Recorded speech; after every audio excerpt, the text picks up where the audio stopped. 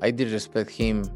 I don't respect him anymore because he say I'm not gonna do what they want me to do and this and that. No chance. But then I watched it in the next month. I was like, he actually did way better than I thought he would have did. But people forget Jake Paul rostered Ohio State roster, so he's tough. He's not as good boxer as good skill, but he's tough. I'll beat Anthony Joshua. That's insane. That's not real. That's not real in any facet. There was never a chance. There's never a chance. Canelo Alvarez openly embarrassed Jake Paul after his fight with Anthony Joshua, saying he needs to stop pretending he's a legitimate boxer. He ridiculed Jake for trying to enter a world far above his abilities, telling him to stick to what he actually is instead of imitating real professionals. Canelo made it clear that Jake's boxing experiment is laughable, and that he shouldn't act like something he clearly isn't. Jake's right, but you need to do your best or do what you do, not try to be something else. Just do your best as a person. Sometimes it's enough, sometimes for the fight admitted Jake Paul never stood a real chance against Anthony Joshua, though even he was surprised by how long Jake managed to last. Jake showed durability, likely influenced by his wrestling background, surviving by staying cautious rather than trying to win exchanges. But White believes this is where it must end. Repeated punishment, broken jaws, and extreme mismatches aren't sustainable or intelligent. He stressed that if he fought Jake, it would be over quickly. Jake showed toughness, but continuing this path only increases the risk of serious long-term damage. But then I watched it the next month. I was like, he actually did way better than I thought he would have did. But people forget Jake Paul rostered Ohio State roster, so he's tough. He's not as good boxer as good skill, but he's tough. Wrestling is a very competitive sport in America, and to be a Ohio State wrestling level, you have to be they're physically tough and physically strong. So yeah, he was tough. That's why he survived in there. He did what he had to do in there. He got tagged with a few shots, and he did extremely well. AJ did poor. In those situations where the fighter is that negative and had those kind of tactics, he went to ground a few times, etc. I don't think people quite understand it. It doesn't matter who you are, it's quite difficult. People expect AJ within 20 seconds to literally, with the first punch thrown or the first jab thrown, just to knock him out. It's not that easy, is it, when a fighter is kind of going in there to just survive? It's always easier to beat someone that's coming to win than someone that's in there to survive. But they should have known that. They should have known that Jake Paul was never going to come to win. But it's just mad that AJ couldn't cut the ring off. He just made him run. He couldn't cut the ring off and hit with punches, and he was swinging and missing a few times. And obviously Jake Paul was hitting with a few punches. I was like, I was surprised that I was surprised that it took so much runs to get him out of there. And then when he did knock him out, he didn't knock him out outright. He broke his jaw and stuff, but Jake was alright. He just sort of got up and just said, my jaw is broken. He didn't get sparked. I was kind of surprised. I was very surprised. Because that right hand was a big one. I thought, damn, okay. He took it and get up. So maybe Jake is a physically tougher and stronger person than people think he is. I'm assuming you don't blame Joshua for the money being talked about, 40-50 million, for doing that. No. No. I'll take that.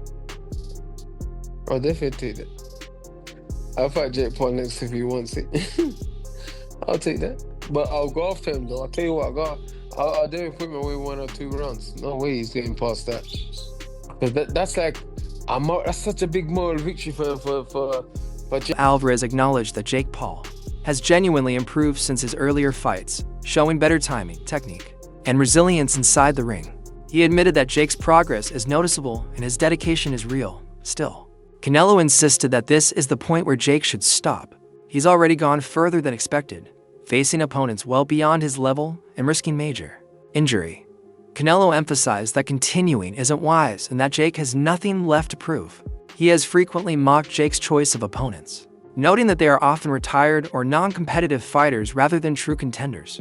When jokingly asked if he'd ever fight Jake, Canelo laughed and said maybe when Jake turns 50, highlighting the massive gap between elite champions and celebrity matchups with playful dismissal. I hope he improved more and he do a really good job believe I say this and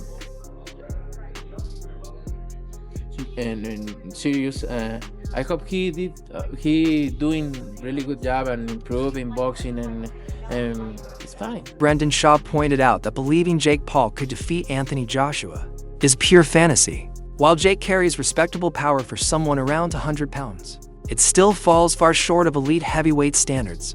The difference in experience, technique, and conditioning between Jake and fighters like Joshua is massive. Shaw emphasized that no amount of hype or online popularity can close that gap. Jake shows heart and effort in the ring, but realistically, he remains outmatched. The idea that he belongs at the highest level of boxing simply isn't realistic, underlining the divide between internet fame and true boxing excellence. There was never a chance. There's never a chance. And the Jake Paul fans, and I was getting this a ton from DMs and comments going, well, everyone has a puncher's chance. That's an uneducated opinion.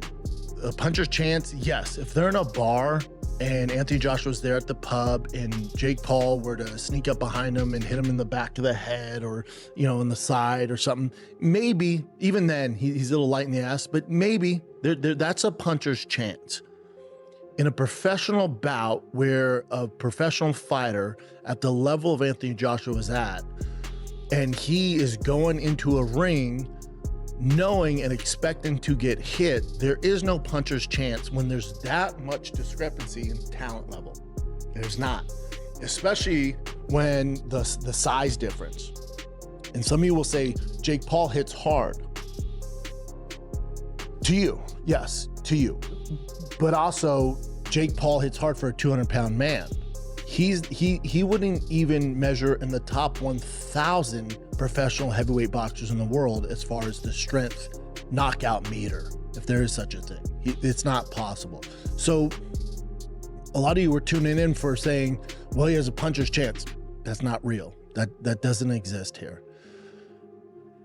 And now they could do this, but I don't think it's going to get the same amount of views, but it would set expectations. If when this fight was announced, Jake Paul's team said, hey, we're fighting Anthony Joshua. Who thinks we can last 8 rounds? Who thinks we can go all 8 rounds? Who thinks? Interview Autumn Booth offered a balanced breakdown of Jake Paul's performance, noting that he did manage to make Anthony Joshua miss several times, which is impressive given the experience gap. Booth highlighted Jake's improved footwork, movement, and positioning, showing more discipline than in previous fights.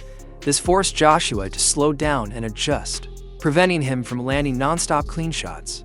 While Jake is nowhere near elite professional level, Booth stressed that these moments show real progress, proving that smarter movement and patience can force even top fighters to work harder than expected. The 6 rounds that we saw, presuming you watched? I was impressed with Jake Paul. I thought that, following on from what we're saying, right? A few years ago, he was on Disney as a kid, acting up, and has decided to become a professional fighter. That take balls, but he's obviously striving to be as good as he can be. You can see that in the way that he moves, the way that he is developed in how he's punching and performing.